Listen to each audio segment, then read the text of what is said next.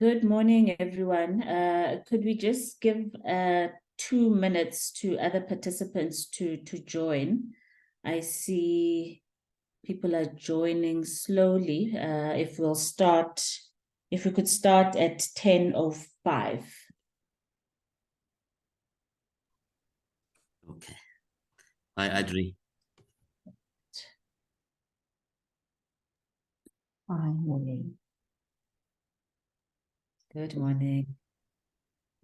Hi. Sorry, I have to just make an observation. Am I allowed to? Yes, you are. About you. All of you looks if you're in summer and I'm in Cape Town and it's dead winter. Come to Joburg. Yes. Without day. Amount of layers. So we're missing Malcolm. Malcolm should be. I spoke to him now.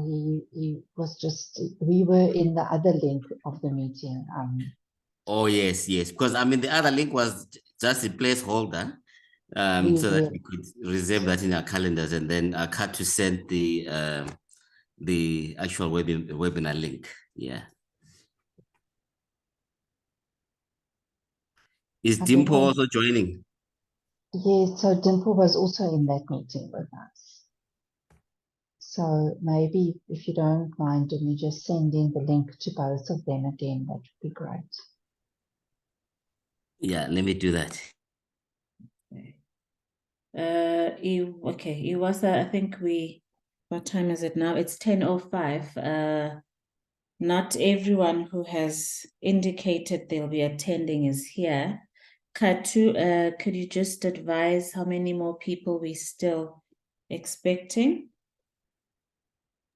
We're expecting 8 more people. Attendees-wise, and then panelists, eWASA, you spoke about Dimpo. Please share the registration link with her, and then she'll be part of the attendees, and then I'll promote her to a panelist. She doesn't have to be a panelist. Only Malcolm, myself, and Lucille and Dumi are panelists. Dimple will be an attendee. Understood. Thank you.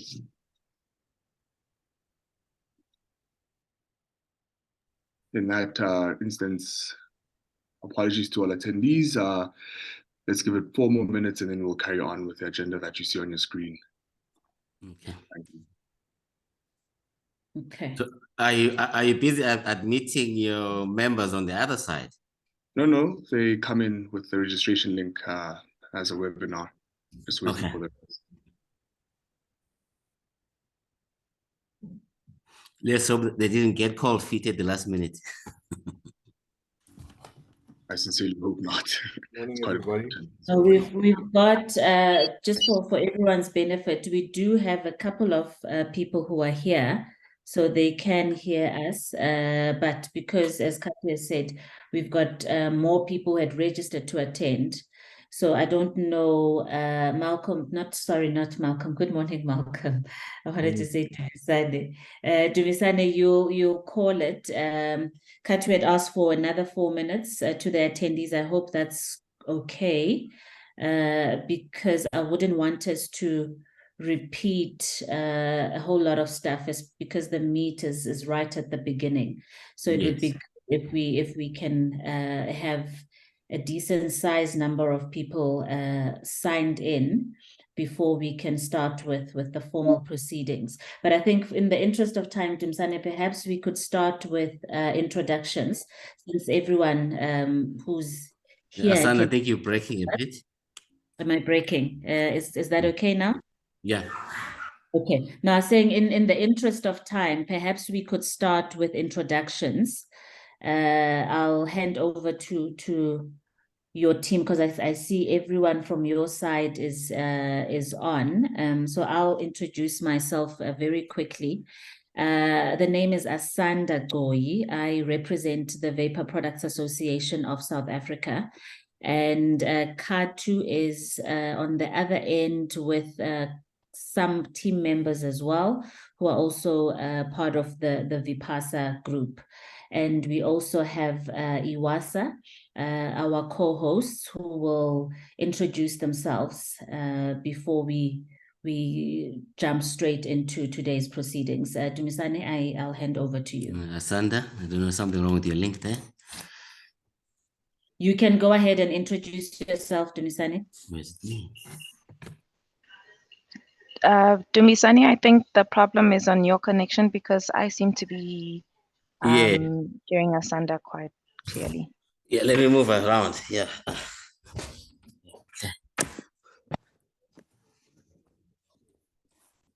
Okay. Is that okay? So, Dumisani, you can go ahead and introduce yourself and your team. Okay, morning team. Hope everyone is well. Dumisani Siziba from eWASA. I look after strategic projects, look after municipalities and SMME development. Thank you. Lucille, and then Adri and Malcolm. Could you just do a brief introduction of yourselves, please? No problem. Thank you so much. Good morning, everyone. My name is Lucille Charles. I am from eWASA. I am the Environmental Audit and Compliance Manager. It broke up a bit there. Did everyone hear me fine, or should I repeat myself? I heard you fine, Lucille, but I think Malcolm said you broke up a bit. Okay, but it's so fun. I know Lucille. I don't know if anyone else might have not have heard her. Adri? Thank you. I'm Audrey Sonnenberg. I'm the Paper and Packaging Executive at eWASA. Thank you. Hi, Malcolm Whitehouse. I'm the Operations Executive for EEE for lighting and portable batteries for eWASA. Perfect. Thank you, everyone. And just by way of contextualizing and introducing the session for the benefit of the members and non-members, but industry players that are online, as you know, we have opened up the session to non-VPASA members as well, because we believe this is an industry-wide initiative that should not be limited to just individuals or companies, rather, that are part of the Vapor Products Association. And just by way of context, I just want to give everyone just a brief history on how we got here and what has transpired since the EPR regulations were gazetted. And I think it was on November 2020. So the industry body, this is VPASA, has constantly tried to self-regulate in as much as possible. And when the issue of waste management became a topical one, we sought guidance from the relevant department, which is the Department of Environmental Affairs and Forestry. So in December of 2020, we invited the said department to give us a presentation of what this waste management was about, how it pertained to our industry, what we needed to be concerned about, etc. And around that time, there wasn't much that was required from the industry because we didn't have, as per the presentation then, the necessary tonnage to get involved in the EPR scheme. As most of you would know, 2020, we didn't have the large volumes of disposables that we have right now. So it's in light with this influx of disposables that have come into South Africa that we have to do, and which is why, as I said earlier, this is not just a VPASA initiative, but it is an industry-wide initiative that everyone needs to take very seriously, because issues of environmental care, issues of correct disposing of our products is important. So we've had a number of presentations from the Department of Forestry and Environmental Affairs. We invited them to our AGM. They gave a very comprehensive brief on what the Act was about, what was required from an industry's point of view to be compliant. And what then the industry decided to do was instead of creating our own scheme, because we're quite new to the space, rather partner with a body that has been around for some time, understands the mechanics of disposing of waste, understands what's required for reporting, monitoring, etc., which is why then we approached eWASA to form this strategic partnership with them.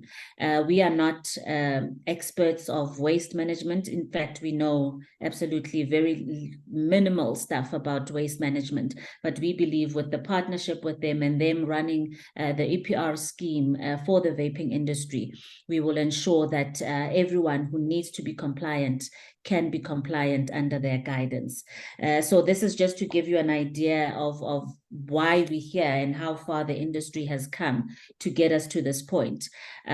We don't have as many people as we would have loved to have, and that could be due to a number of factors. There's a VapeCon coming up. We've got the bill submissions that are still open. We have public hearings. So a lot is happening in the industry, but we can't neglect this important issue.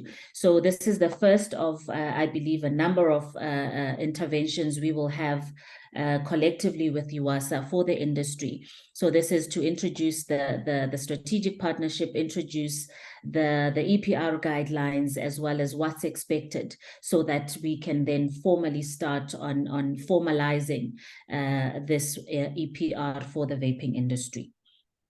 Okay.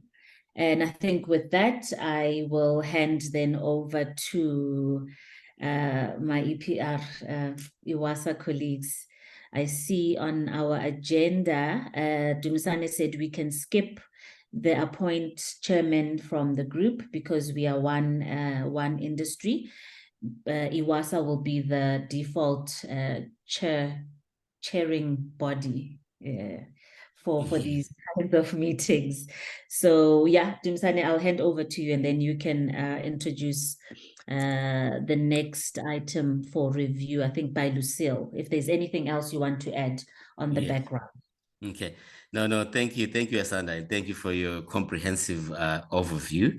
Indeed, I think you made the right call by wanting to join eWASA, because there is an existing scheme that is running, and to comply with the regulations. I mean, it's you need the expertise that we provide.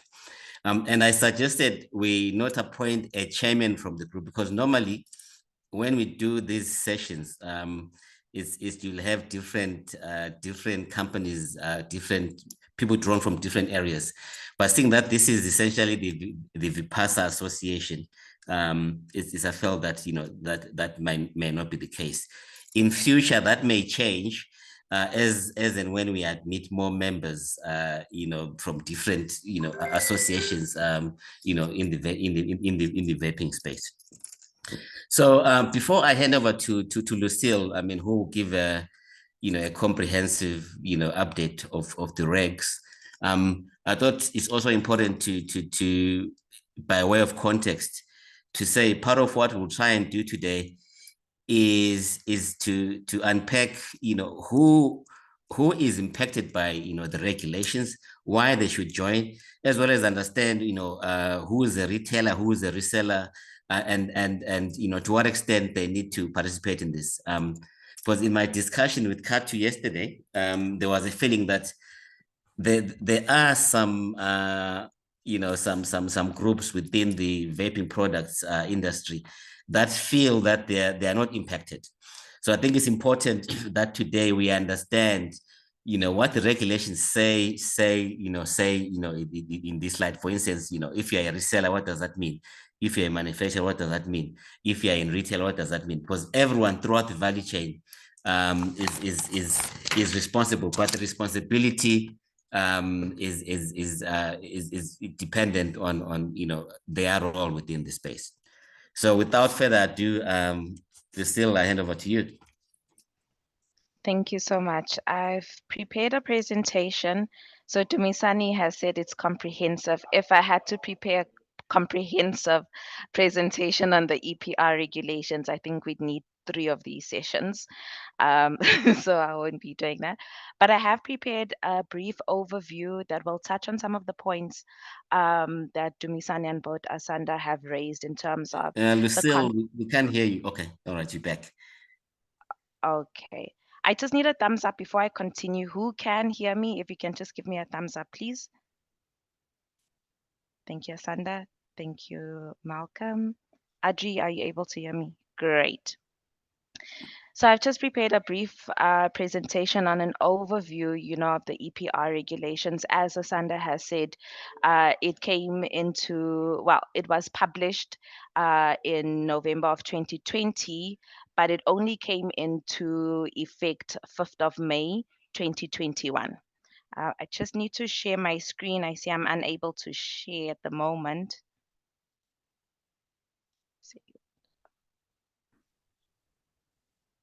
There we go. So I can't see anyone. Please let me know if you're able to see the screen. Yes. Yeah, we can see it. Perfect. Let me just start it from the beginning. Yes, we can see it. Perfect. So some background into the EPR regulations. As I've mentioned, they were published for implementation on the 5th of November 2022 in the Government Gazette, and this was in terms of the National Environmental Management Waste Act 2008. So this is published under Section 18. The implementation of the EPR regulations was postponed and amended with a revised implementation date of 5 May 2021. So between the 5th of May, I just want to come in here, between the 5th of May 2021 and the 5th of November 2021, that was a period put aside for both producer responsibility organizations, the likes of eWASA, and producers to register on the SAWIC system under EPR.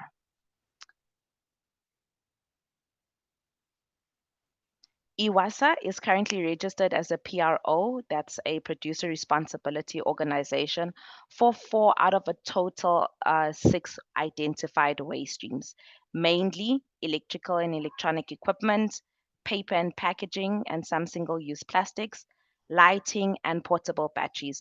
There are other 2 notices, but they're not applicable to our producers that are part of, VPASA.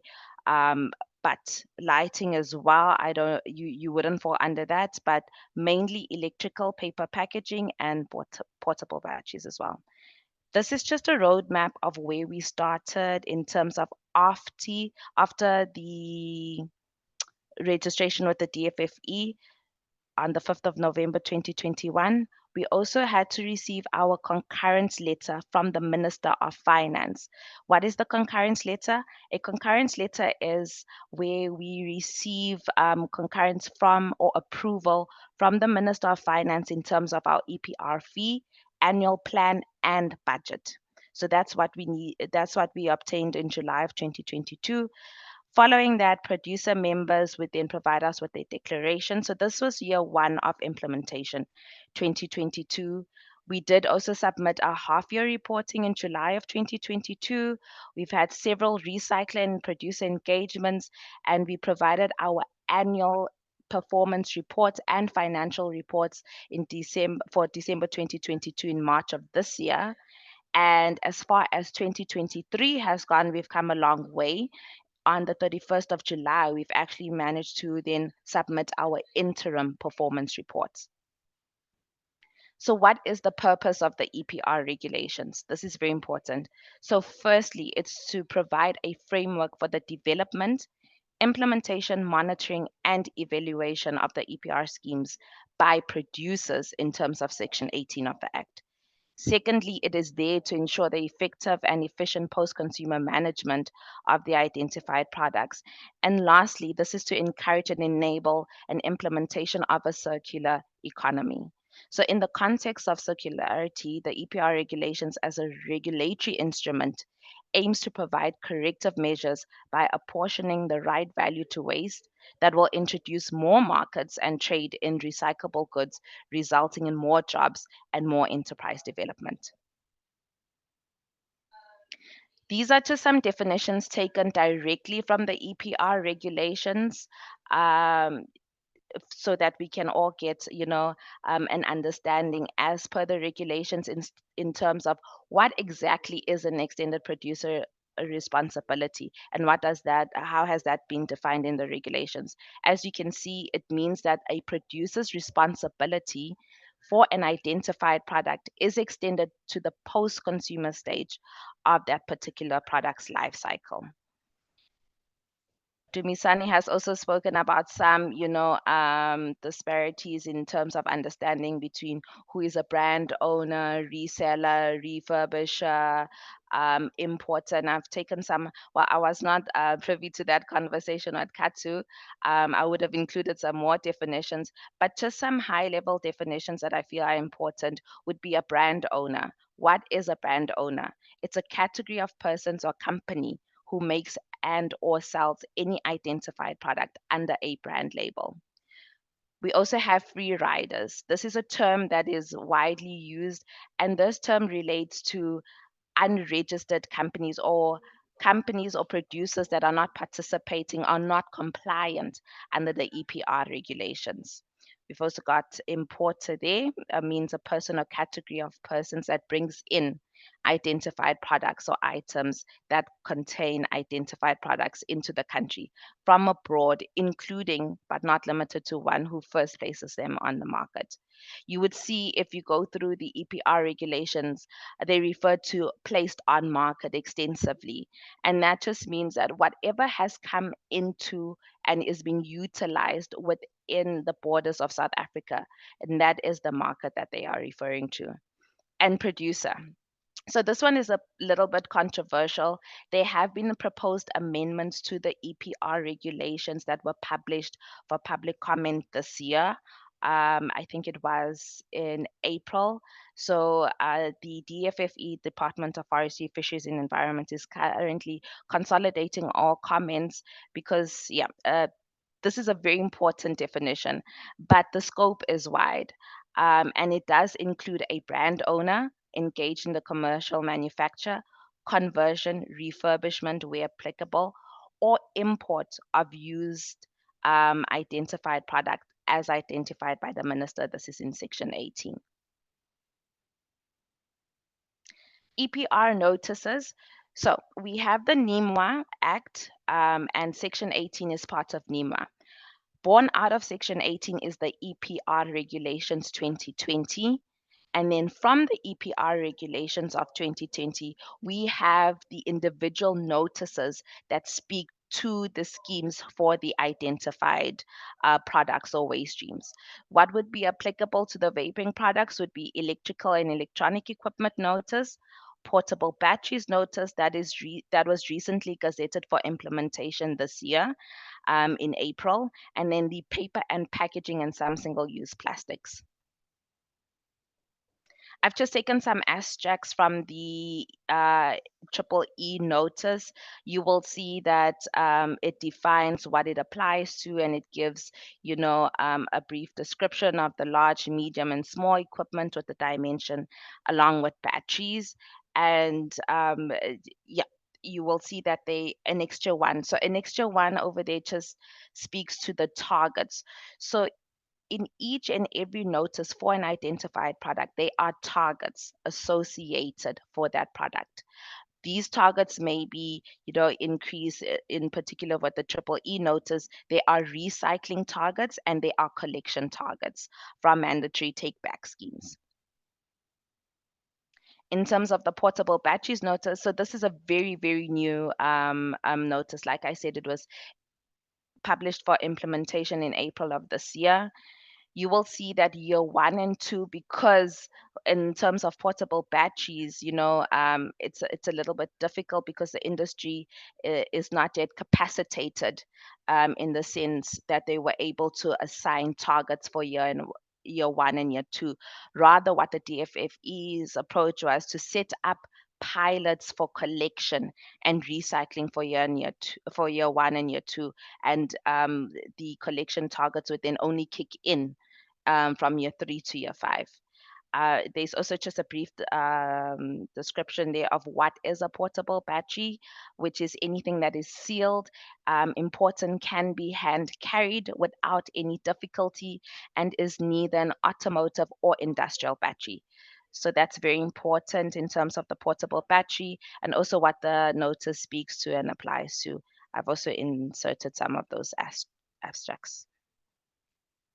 In terms of paper and packaging and some single-use products, now if I had to go through this notice, we would need one full session. But I've just identified, what it actually speaks to and what does it apply to. So we've got 9 categories over here: paper packaging material, plastic packaging, biodegradable and compostable packaging, single-use products, single-use compostable products, single-use biodegradable products, some glass packaging, metal packaging containers, but it excludes plastic carrier bags and some plastic flat bags as well.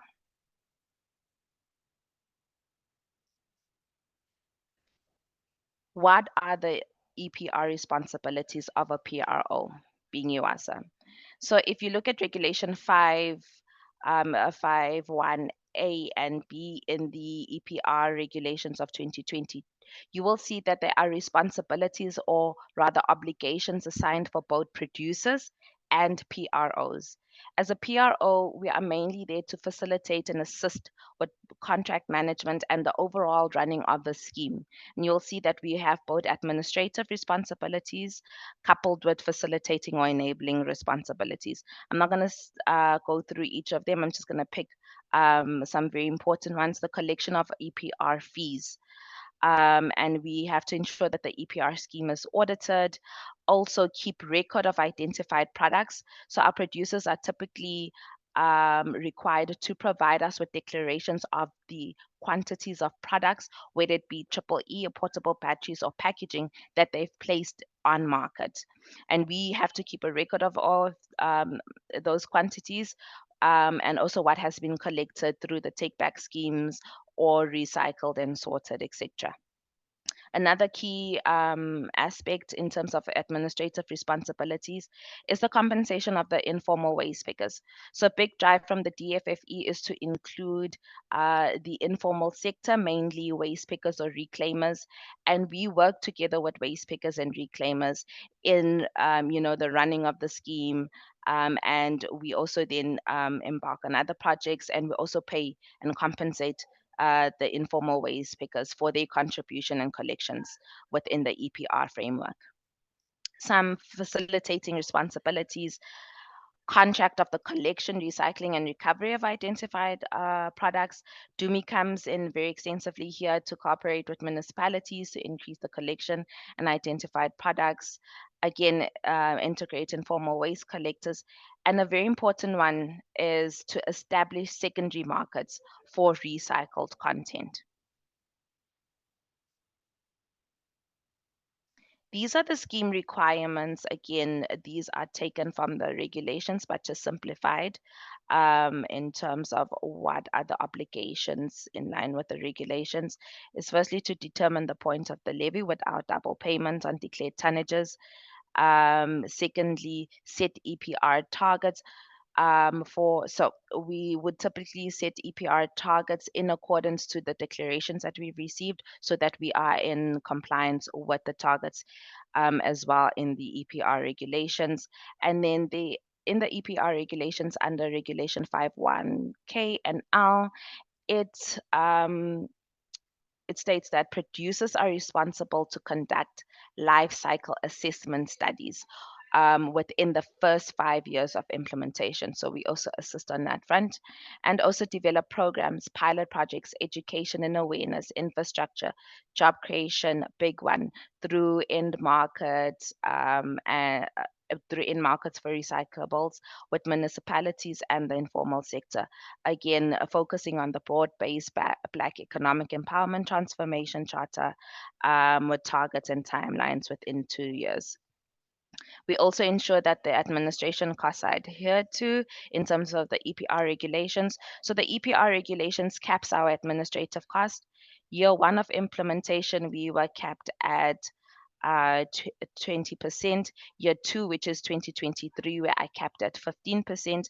And from year 3 onwards up until year 5, we are capped at 12% for administration costs from the as stipulated in the regulations. And these are just some reflections on the implementation thus far of the EPR regulations. So there is an importance of stakeholder engagement for effective implementation of these programs. They require involvement and support from critical stakeholders, which is why such a forum is important, because it speaks to this first point. There is also a need for clear regulations and enforcements. I had mentioned before that they have the DFFE were looking to make some more amendments just to clarify, some of the obligations and requirements in the EPR regulations, and they had already published those this year, and they are considering all the comments. I do believe VPASA has also provided some comments to the DFFE for consideration, and they'll also be taking into consideration some of those from your industry. There's also, again, the importance of data collection and monitoring. So the accurate and comprehensive data collection and monitoring is crucial for effectively implementing an EPR program. This is especially important because we have to be accountable for meeting the targets that are in the relevant notices. And again, a need for education and awareness. There's a lot of misinformation, regarding the EPR regulations. Who should be responsible? Who does it affect? Who should participate? Who takes ownership and who is liable? And also, how then do they become compliant? So the need for education and awareness plays a major role in the successful implementation of the EPR regulations as well. And then there's the importance of adequate funding. Of course, adequate funding is critical for the effective implementation. This includes funding for regulatory enforcement, data collection and monitoring. Big one, infrastructure, because it's through infrastructure and enterprise development that we can then speak to some of the other obligations in the EPR regulations for job creation and prioritizing vulnerable communities, women, children, etc.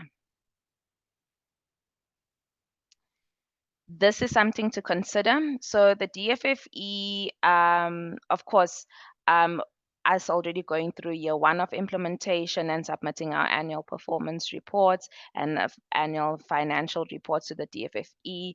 They've already undertaken an exercise where they've already reviewed all of those. They provided feedback to all PROs. They provided feedback to some producers that are implementing and establishing their own schemes. And another a big thing that comes to the forefront is, being compliant with the regulations. So they are actually in the process of sending out pre-compliance notices to non-compliant producers and non-compliant PROs. They already currently have a list of over 200 non-registered producers that have been submitted to the enforcement department for action. So that's where they are currently. And we received this feedback, last week in our engagement with the DFFE, and it has caught their attention, and they are making some progress in dealing with some of these non-compliances. There are other categories of non-compliances as well, in the sense for free riders, in the sense for failure to register after condemnation is granted. So condemnation would be that any producer who is already, putting some of these products into the market, when the regulations came into effect, they had 3 months to register with the DFFE, and that was between May and November of 2021. If you had not registered with the DFFE as a producer or PRO within that framework, then you would be non-compliant in terms of Section 47C of NEMA. But what they've decided to do is use that provision then to grant condemnation to producers who are non-compliant in terms of, registering, provided that they were able to motivate or provide reasons for their late registration. Condonation would be granted, but then after the granting of condonation, the producers would then have to register and complete their application on the system. So that's the second category. And again, they have identified some registered producers or some registered PROs, but are not reporting, and that's also part of their compliance process. And in terms of the regulations itself, Regulation 13 then speaks to, what you could possibly face for non-compliance. And I don't think anyone wants to find themselves on the other side of that line, because it could mean imprisonment for a period of up to 15 years. It could also mean an appropriate fine. Typically, the fine would be about 15 million, or both a fine and imprisonment. So this is, the EPR regulations is something to be taken very seriously. And I think that the DFFE, in the engagements with us, they've actually come to us and told us that they've actually starting to implement the enforcement actions, from the feedback that they've received through industry and also from the annual reporting. And I think I'll stop there. And I'd just like to thank you all for the opportunity to present. Please feel free to pose any questions to me, and my contact details are there. You can send me an email at lucille@ewasa.org, and I'll be happy to assist you. Thank you.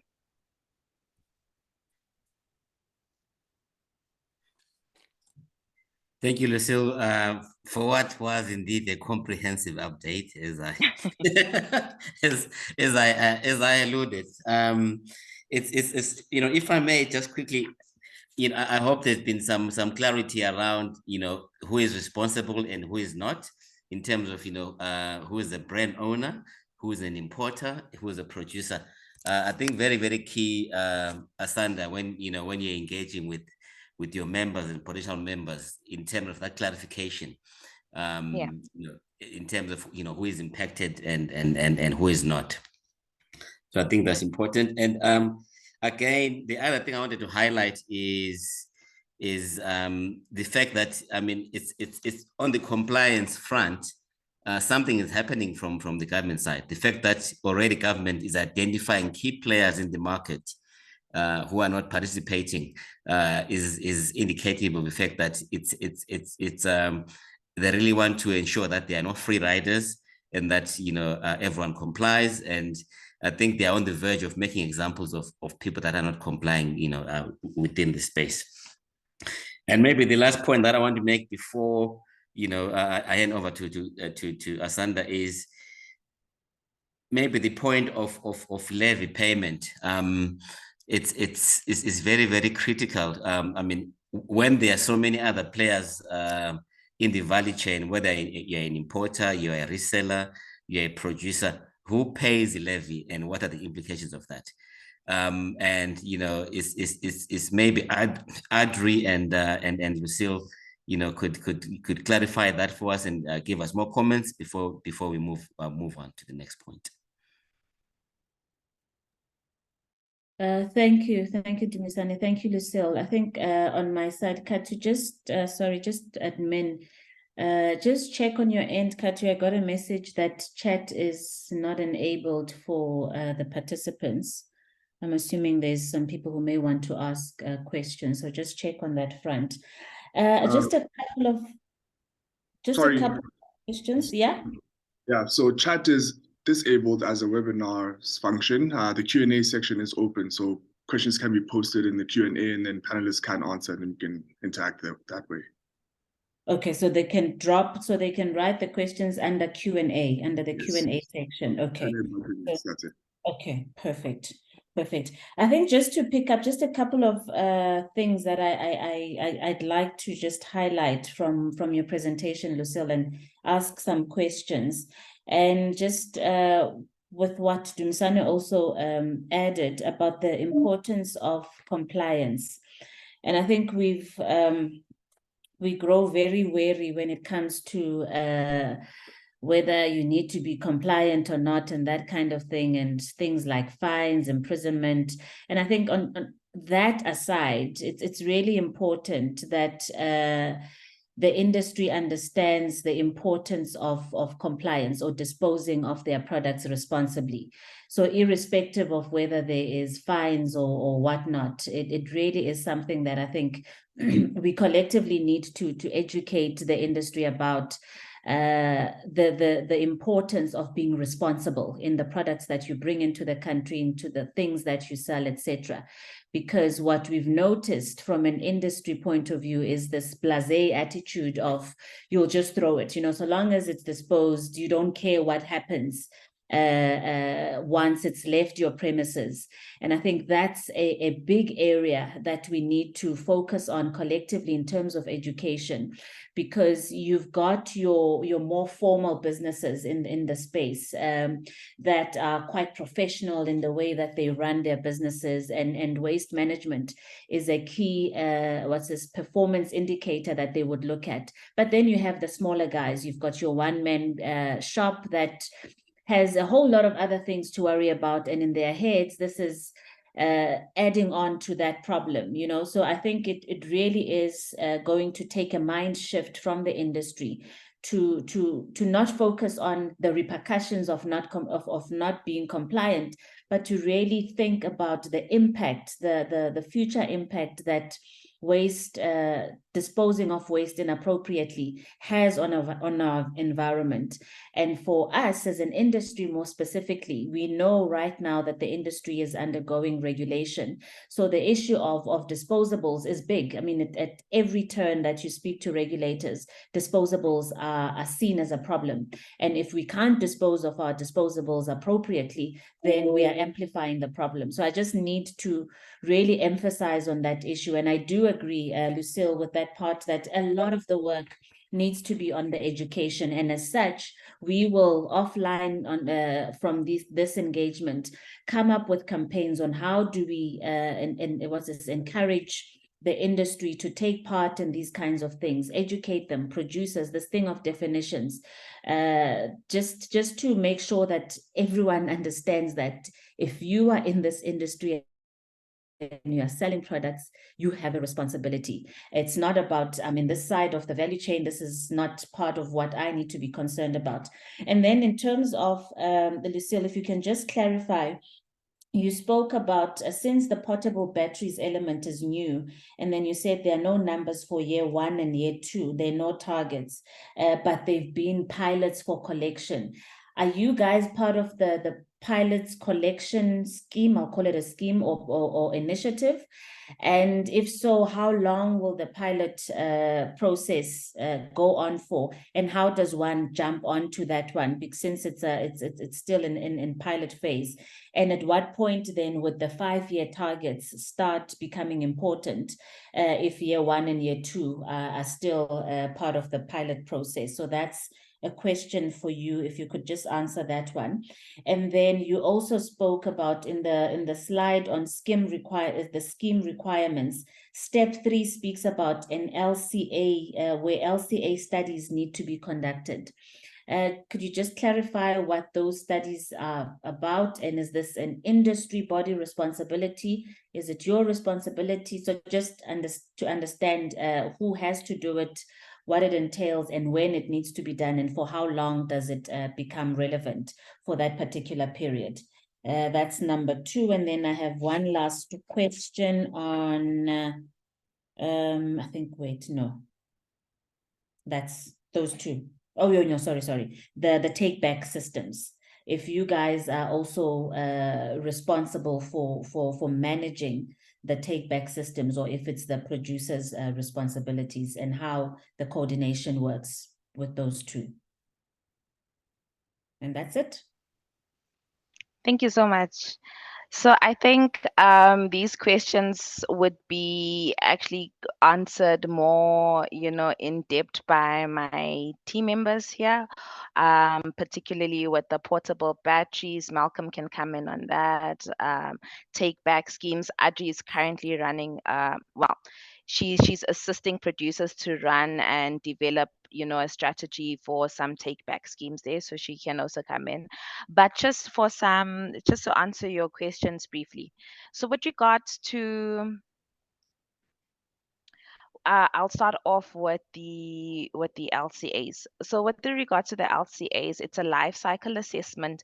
Now there is some amount of uncertainty with the life cycle assessments, because we have also posed some questions to the DFFE, just to get some clarity on, should the life cycle assessments be done for instance, a class of product, or do they need to be done for each and every single product, in terms of its impacts from cradle to grave, what it entails in terms of that small environmental study, and will it also include some socioeconomic, evaluation in the LCA.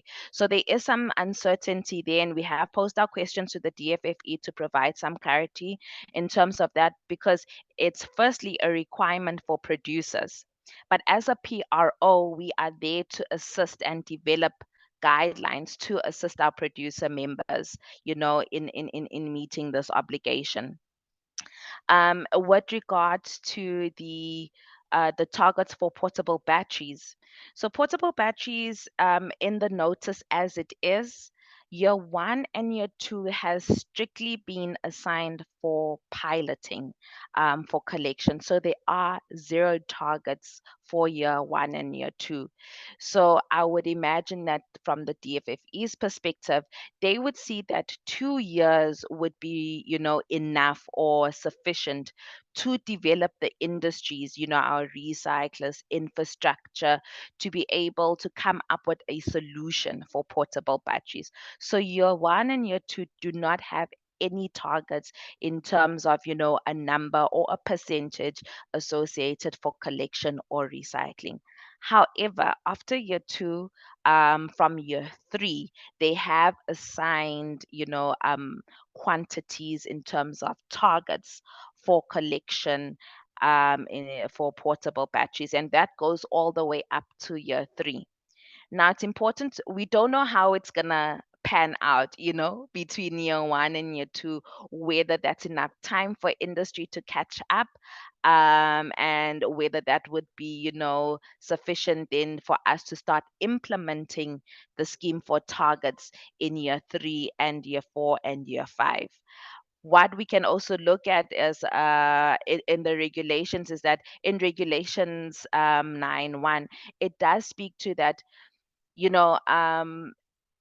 the DFFE or PROs or producers can approach the department, if they feel, or if they can see that, there would be non-achievement of a certain target. So I think that they've included that within the EPR regulations, to cater for such instances, especially where you're running pilots for at least 2 years, because you don't know yet if that would be enough time.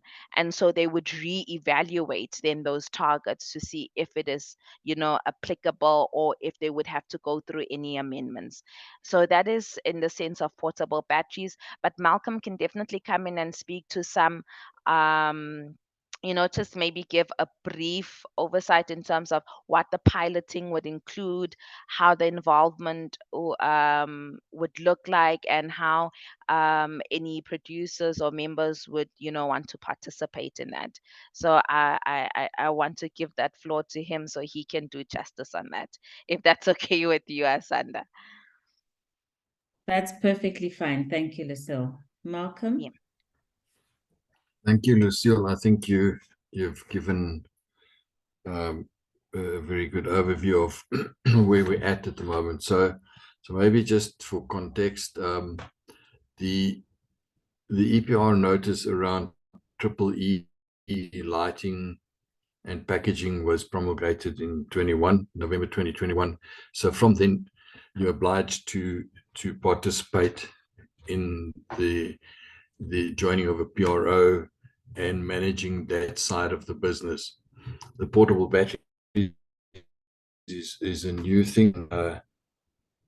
They've got to get our house in order, because the EEE and all the other stuff, Audrey, who's also on the call, will tell you that we've been boxing for 15 years plus around the development of those regulations with the department as an association, and from Audrey and my perspective, both from an industry side, practically in the business. So to answer your question specifically around the batteries side of the problem, batteries have been problematic in this country from the outset, because battery recycling plants have been very huge, multi-million-dollar plants, requiring a lot of critical mass to keep them operating sustainably.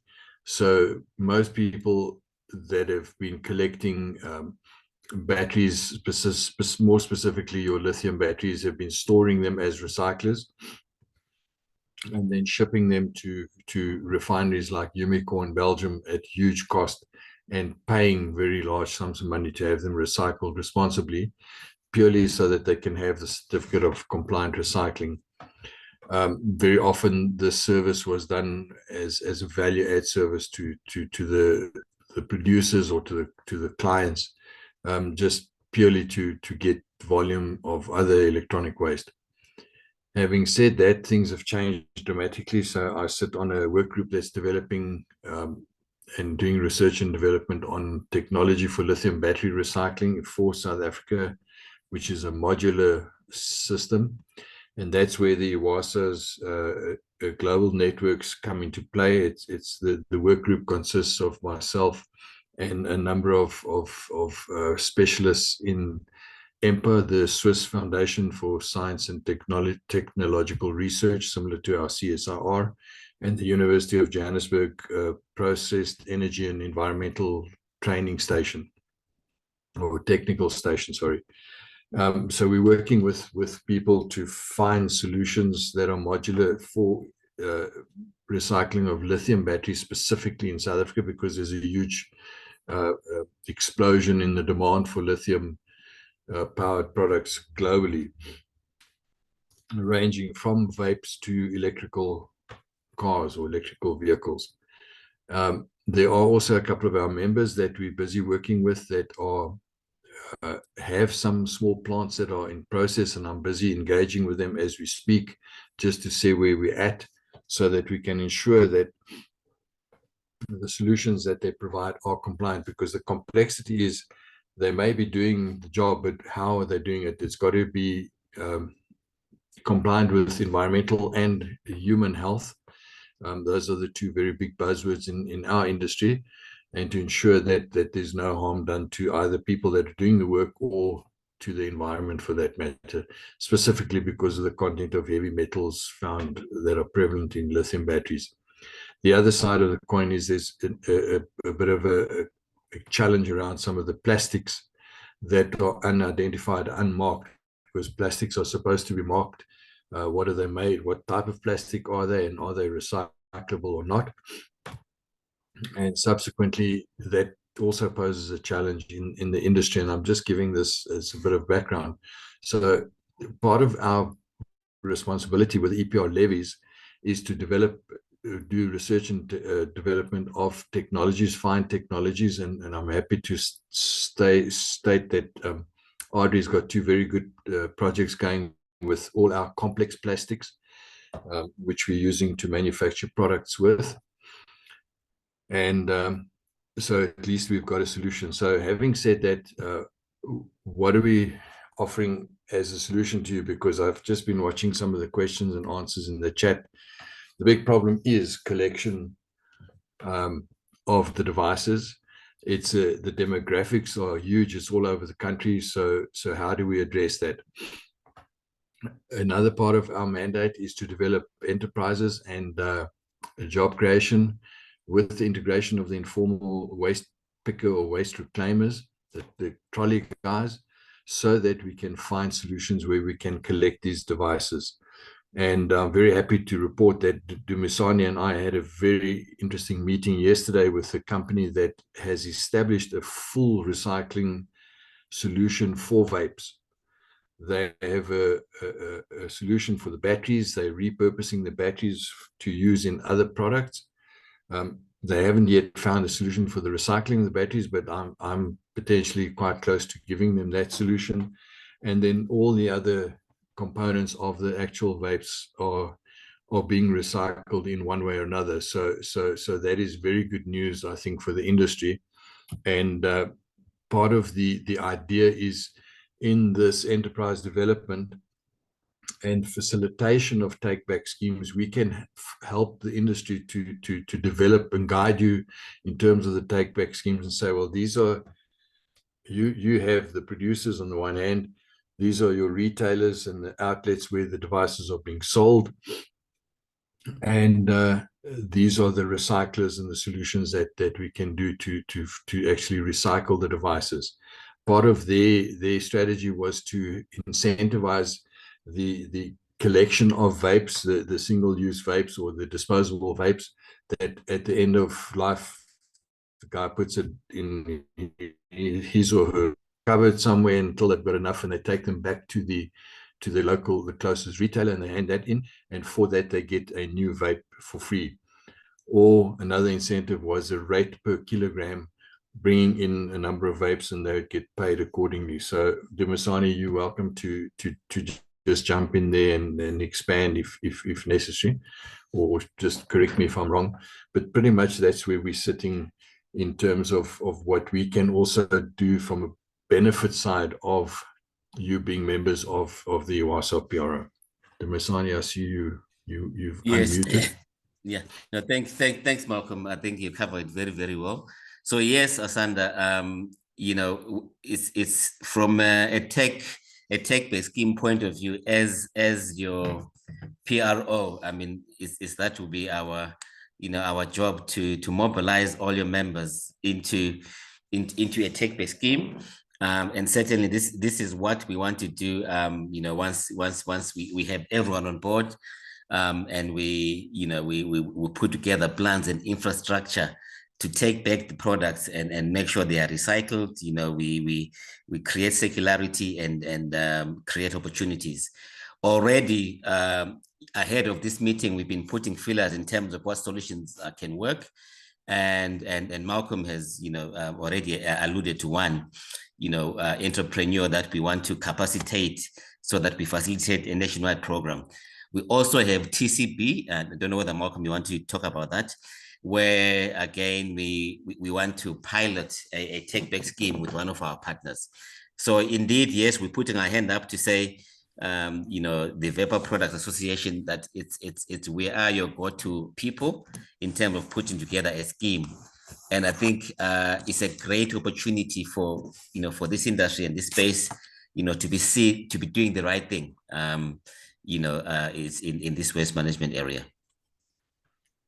Thanks to Dumisani. I think what's important here is yes, the TCB one, they also, the Course of Business is the company's name. They started off as the clothing bank, where they were taking end of life or end of range clothing from all your retail outlets to a centralized point. They were then getting the informal sector to come in and de-brand or cut the labels off, sort all the clothing in types and sizes and whatever. And then for that work, doing that job, they would then take those dresses and clothing to their homes in wherever they lived, in informal settlements or areas, and or wherever they lived, and sell them, and then come back the following week and pay for what they took. And then they'd just do it again. And that expanded from clothing into all your sort of small and medium-sized electronic appliances, your hair dryers, kettles, toasters, microwave ovens, those smaller types of blenders, just to name a few. And pretty much the same process where they get these devices coming back from a warranty exchange perspective, debrand them, repair them, and then they would also then be able to go and sell them. So they're adding that line of, in your hierarchy of waste management, the reuse part of it. Obviously, in your case, I don't think that's practical or possible, and for that reason, then the recycling is the only alternative. But through our interventions with the clothing, or through our collaboration with the clothing bank and the course of business, we have facilities throughout the main centers of South Africa presently, where we can be of assistance in guiding you in terms of the take back schemes. I think something that's important to note to me and Sunday is that eWASA can guide the process, but as an association and as the producers, you need to manage the internalities of that within the association and within yourselves, because we the producer responsibility organization, so we can just make sure that everything is brought together in a compliant fashion. Point you to the compliant members, because the members that do the recycling would then be part of eWASA, and we audit them externally through our external auditors, and we also audit the producers externally as well, so that we can determine the levels of compliance, make the adjustments wherever it's possible, in order to ensure that you fulfill your obligations under the EPR regulations, but at the same time come to you with solutions to say this is what is out, because your main course of business is to sell your product and to ensure that there's continuation thereof. But the whole thing is extended producer responsibility post-consumer. So what do you do with the stuff? And I saw some of the questions, guys are sitting with boxes of vapes that are sitting in their stores and they don't know what to do with it. And this is where we hope to, with these interventions and collaboration, be able to give you some solutions going forward. Thank you. Perfect. Thank you very much, eWASA team. So I think just to, because I see the questions that are on the Q&A, when I look at our agenda, so it's current challenges and opportunities by eWASA, and those are some of the questions we'd ask. So if we could just clarify. So you see, the first question says, if a retail store does not sell disposables, are they classified as a producer? So it takes us back to that definition of who is a producer. You know, I mean, we covered it very broadly, but I think we just need to be more specific as it pertains to the industry. And also, is there a threshold before a company needs to comply? And also, I mean, from an industry point of view, understanding that there's different sectors within the industry. So you'd have your importers, your retailers, as well as manufacturers who would then supply the retailers. What's their responsibility as manufacturers? Because the last question says here, as a manufacturer or wholesaler, the bulk of the products end up with retailers in a different province.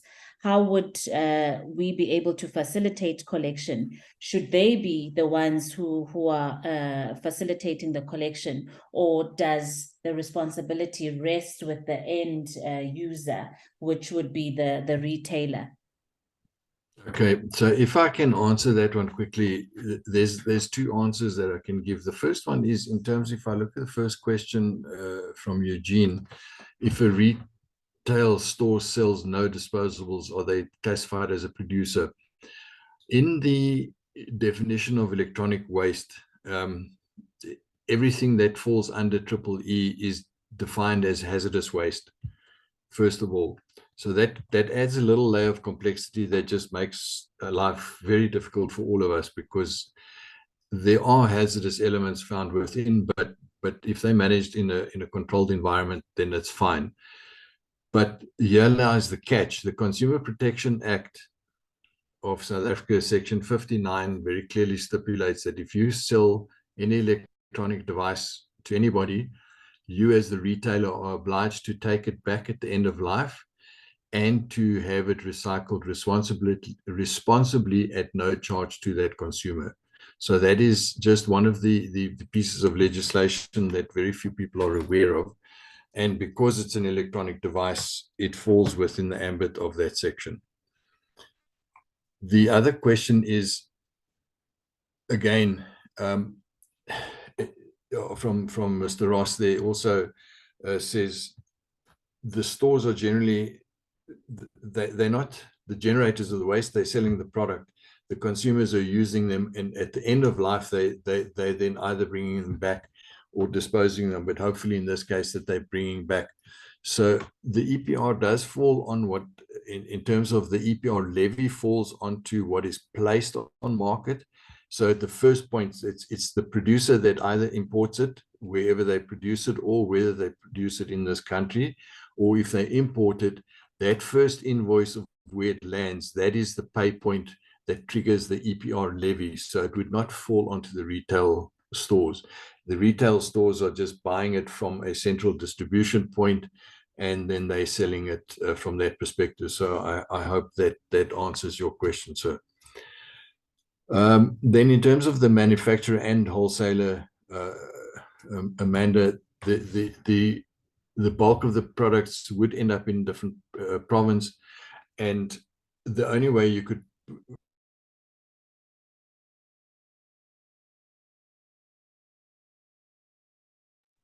we can Malcolm, guide you as to how you can participate, because if you're selling the product, you can have what we're doing, for instance, with the portable battery sector. I'm now reinvoking the scheme. I don't know if you were aware, at one point the Woolworths and Pick n Pay had like bins at the door, the entrance to the stores, where you could place all your little portable batteries, your double A's and triple A batteries and stuff.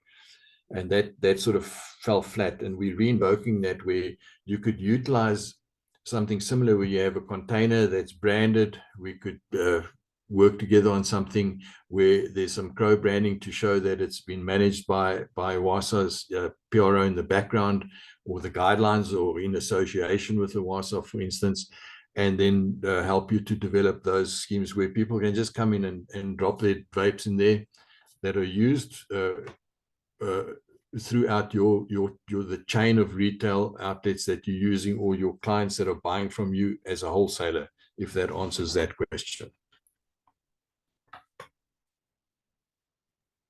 Perfect. I think it does answer. And Malcolm, I think we'll just need just a short write-up on that trigger, because when you spoke about the invoice trigger, that's an important one, because I think it does contextualize and clarify a few things, because that's where we've been stuck, where people think the focus is just on the retailers, since they're the ones that are selling these products. So just understanding the what's the word you used trigger, and where it comes from, the origins of the product is going to the pay point. So yes. if I'm Malcolm, I'm importing from a manufacturer in China a whole range of vapes, and they land in my warehouse, I'm the importer, then I'm the pay point, and I'm selling it to you. But and Lucille can also clarify this, just to make sure that I've got my facts straight. But if I'm bringing them in on behalf of Asanda Vapes Incorporated, and you are the brand owner, so it's branded in your brand, and then you are placing them, then you would typically be the pay point. So it depends on who the brand owner is, and it's that first point of entry into the country from an importation perspective. But again, the clarity between the importer and the brand owner, and or whoever manufactures those devices in country, if any, the minute they place it onto market and sell it as a wholesaler, then they would be the point of the pay point. And Lucille, you can just clarify that as well, or just validate. No problem. So I've actually responded to that question, and you are quite correct. Although it's important to note that the regulations don't explicitly say that an importer should be liable, as the first point of sale, but rather it looks at the entire value chain. So you would have to assess, in terms of your your business partnerships. And there has to be an agreement in place as well. So between a brand owner and an importer, or a brand owner and a local manufacturer, there would have to be some kind of agreement to say who is actually going to be identified as taking responsibility in terms of the EPR levy. And that should be cascaded down. So it's a little bit more complex if you look at it from a value chain perspective.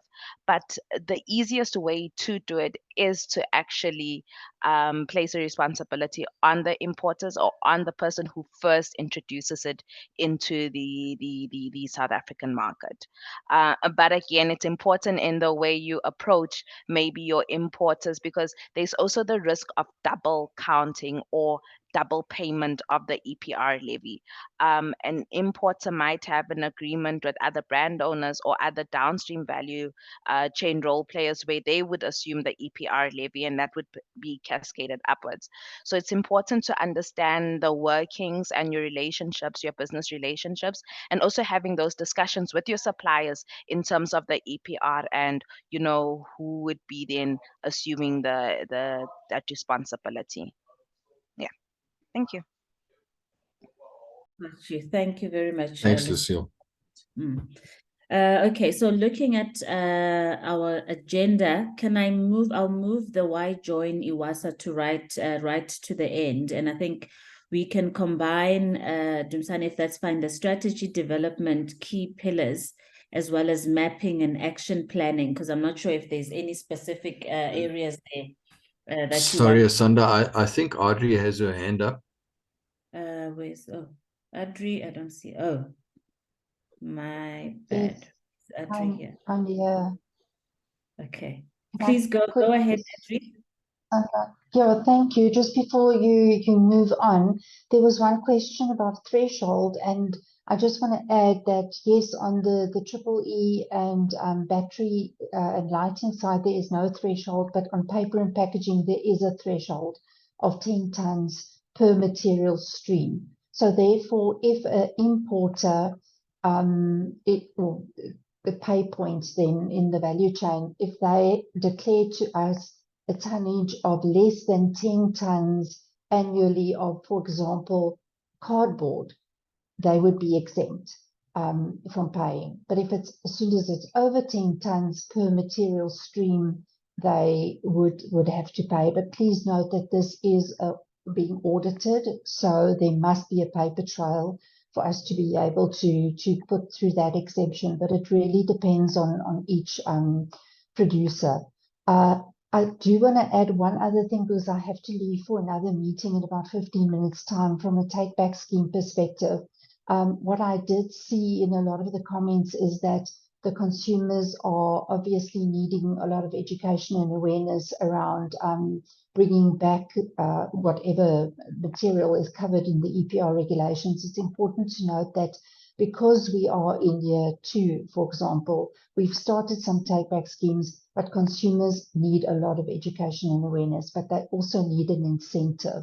What we found is as soon as there's an incentive, I'm going to use another example of a different industry. For example, Samsung has launched in 4 Vodacom stores a take-back scheme for chargers, and they've given the incentive that if you bring back your any charger, place it in a box in the Vodacom stores, you are entitled to 150 Rand voucher towards any Samsung then charger or accessory for that matter. So those are the kind of things that once we start dealing with your members as producer members, we will start engaging on specific projects. So you would definitely, you know, I think a key takeaway from today would be contact eWASA to determine whether you are the pay point and the producer, and then join the PRO, and then all these other steps will follow. We already have quite a few of the producers in the country registered, but you know, that's how we can also determine where there won't be a double payment of membership from a retail perspective. But yeah, that's me. Thank you. Perfect. Thank you. Thank you for that, Lucille. Okay, and then on the strategy development key pillars, Dumsane, is there specific thing there that needs to be covered, as well as the mapping and action planning? Yes, I mean, it's you wanted to suggest that you wanted to confirm to combine strategy development by key pillars and planning into perhaps the end, and why one needs to join eWASA. But yes, the discussion there has to be, the next steps. I mean, from having understood what the key challenges are, and I think maybe that's the next thing. Let's understand, what the key challenges are, and I think we started the process.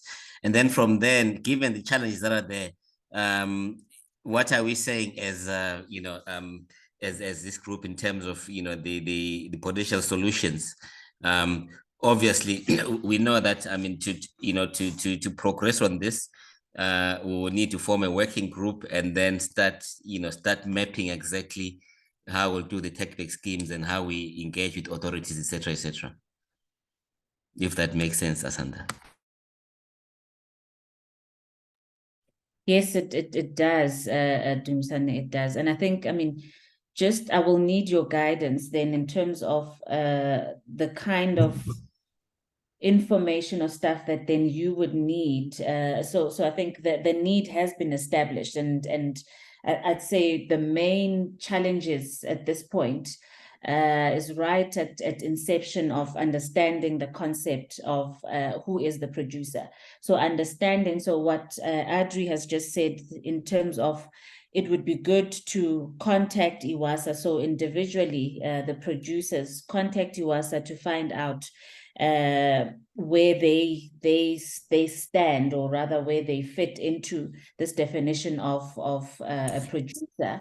Yes. Because I think I'm quite mindful of this double levy thing, and of individuals or companies thinking that they don't belong. And I think we've often touted this disposables because that's what's on everyone's mind at the moment. But it's really important to understand, as Malcolm had said, that electronic delivery systems, whether it's disposables, whether it's a pod system, any devices that you sell, in your store, do fall under EPR regulations. We're just using disposables as the catch-all phrase, in a sense, because that's what has just come into the industry in large volumes, and that's Yes. what prompted this conversation. So I think from that point of view, the classification and understanding of the producers, and also then in terms of how does one, because I do agree that we need a working group, because that's where then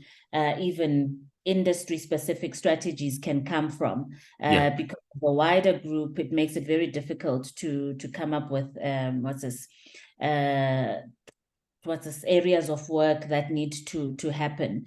So I'm not sure how you normally then put together a working group, because I think that would be an important one on how the nomination processes would normally work.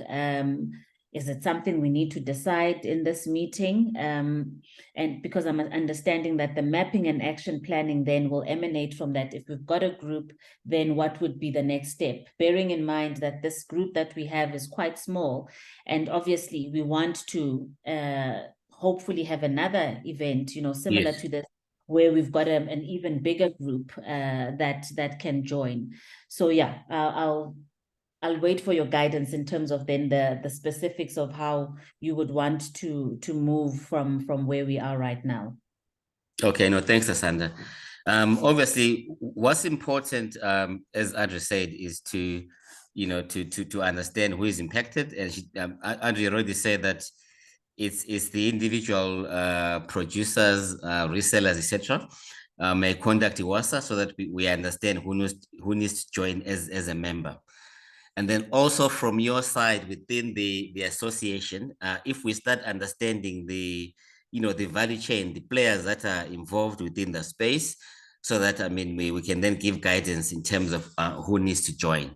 Then the next critical thing is to have the relevant members join eWASA, and then from those members, we then create a working group. So it may be that the predominant amount of members will be coming from your association.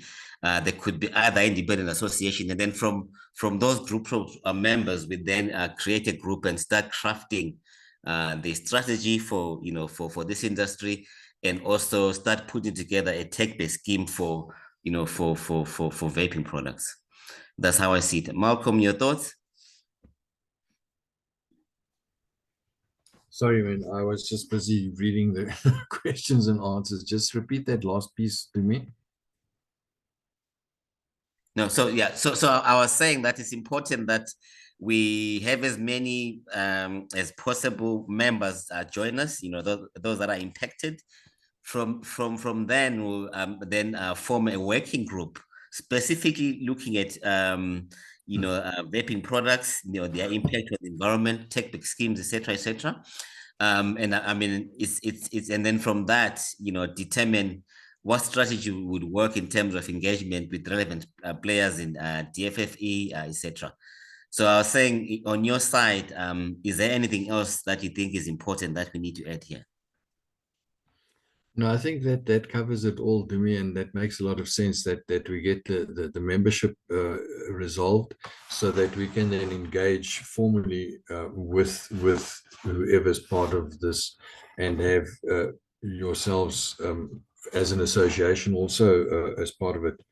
My only sort of proviso would be that we make sure that it's representative of your entire sector. So the producer, the importers, the wholesalers, the retailers, and we can work from there. And then between everyone, we can come up with our networks and start working on a way forward.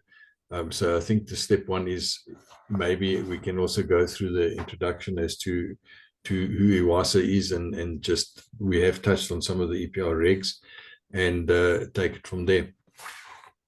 Yeah. Okay, no, I am aligned with that suggestion, and I think, is there another item here? Because the monitoring, evaluation, and reporting by eWASA, perhaps just an overview of how that works. And when resources and support, I mean, I think once the membership has come on board, people know what to expect from eWASA, what our role is as VPASA as well. I think that becomes a lot clearer at that stage.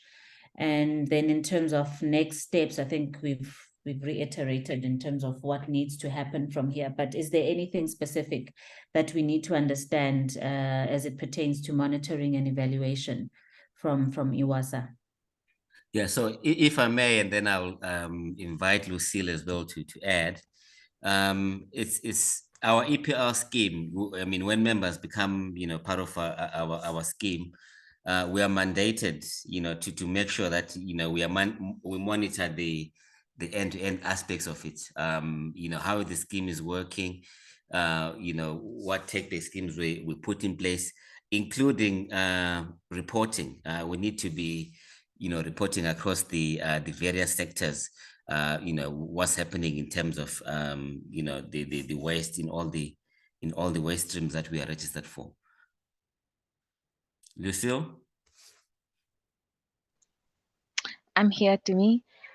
So yeah, I think you've covered it, and I've also made mention of it in my presentation in terms of our record keeping, because that is, stipulated in Regulation 51A, J, K, L, M, N, and so forth.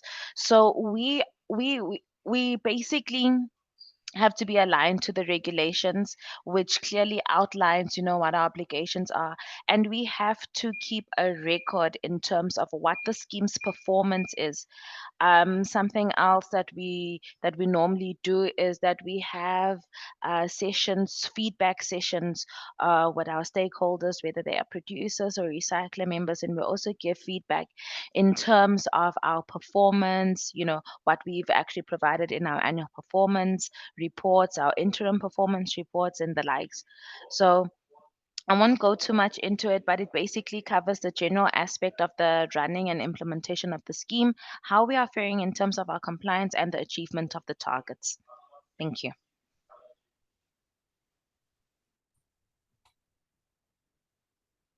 Thank you. Thanks, Lucille. Thank you to Ms. Annie.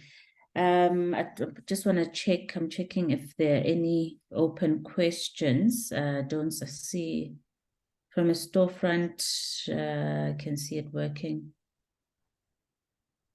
Okay. Just, if the team can just check the comment from Hugo while I just to clarify, eWASA, when we had our meeting with DFFE, the issue of condemnation was raised because at the time in which we were inquiring about registering with their system, we had the closing date had passed in which producers were meant to have registered. And we had a reason. When I say we, the industry had a reason why the businesses had not registered, and there was a consensus that we would be granted condemnation from industry-wide condemnation if we provide a reason as to why the businesses were applying late. So we did put together a standard response that everyone who was applying and got the response from DFFE, and the question was asked, why are you late? Then we would provide the backup for that. So that's taken care of. It's just that I think on our end, we just need to make sure, and I just want to clarify that everyone then who signs up with eWASA needs to be registered on the DFFE portal first, right? Okay. So that's then another drive that we need to do internally to make sure that businesses are registered. And I think some may fear that they will incur fines because they are late. But I'll also just make sure that we touch base with DFFE again to make sure that that condemnation position still stands for the industry, and we'll keep them updated that we are busy with the PRO system with you guys. So we are working on something. It's not stationary at this point. Yeah, I think that is very crucial, and thank you for that, Asanda, because now that the department is now progressing with the enforcement actions, you don't want to be caught in between with that. So it's very crucial. As far as I know, that the condemnation process is still proceeding, but I would advise that you just keep them in the loop and also add some pressure, because they should be providing some responses either from the minister or DG on a quarterly basis, as far as I understand. So maybe just checking with your members if they've received any correspondence relating to that. And also the DFFE has been a little bit slow in actually processing applications. So again, you might want to also push and add some pressure in the actual processing of applications as well. Perfect. No, we will do so. So I think just from our end, I don't see any new questions, unless if the panelists can just help me in checking that every question has been answered. So from an industry point of view, I think there's a couple of things that we need to attend to, and I think one of the more important ones at this point is devising an educational campaign, an industry-wide. When I say campaign, the word is quite big and loose. I mean just alerting companies who are not part of VPASA that this is the process, this is where we are for definitions, for questions, etc. So we'll put together a frequently asked question kind of thing that we can share out to the different businesses, VPASA members, as well as broader industry members. And then we will put together, I think with your help on the sidelines, obviously, then the next steps that will need to be actioned as soon as possible. But what I will just also make you aware of, as I had said in the opening, that there's quite a lot happening in the industry. We've got the bill submissions is closing on the 4th of September. Public hearings started officially last week. We have 4 public hearings coming up in 4 different provinces. We've got the SABS standards that are underway. So there's just a lot. There's just so much that we are dealing with as an industry. In as much as we prioritize this area, please do bear with us, because I do feel that the industry does get overwhelmed when a lot of things are happening at the same time. Everything is new to us. So standards are new, NRCS, LOA things. It's just a lot. It really is a lot. And we are a small industry, so we take things in small bite sizes, and we will do the same with this one as well. But I think what is important is there will be things that are happening in the sidelines that might not appear as if we are working on it, but please do rest assured that we will be pushing this area on our side. It's just that for now, for the next 2 weeks at least, we need to focus on consolidating our submissions for the bill for the industry. Okay. The time is 11:33. The time is 11:33. I see there's another open. We applied and then sent a letter through explaining and have not heard any response. That's Amanda on the communication that they've had with DFFE. We will follow up, Amanda, as VPASA on what's happening with the application, because we did receive requests from members asking for that reason that we had drafted that they wanted to send through. So we will speak to the guys at DFFE to find out where things stand, and we will update the industry accordingly. Okay. I don't see any other questions. If you would be useful, the department has published. Okay. Yes, please do share that, Lucille. So Lucille will share frequently asked questions that we will then also just share with members to make sure that people are on the same page. But the one thing I think is worth stressing is, we know some businesses are new to this. Please ask questions. If you are unclear, don't hesitate to reach out to us. If we don't know, we'll connect you to eWASA, but we just make sure we don't just sit and say we didn't know. Ask. There are always answers and people willing to assist us. Yeah. Okay. And then Asanda, if maybe there is a requirement, to have a sit-down session with you and your members, and we tackle specific questions, we'll be happy to do that as well. Okay. All right. That's good. That's good to know. Thank you, Dumisani. We will know once we engage further then with the members if there is such a need.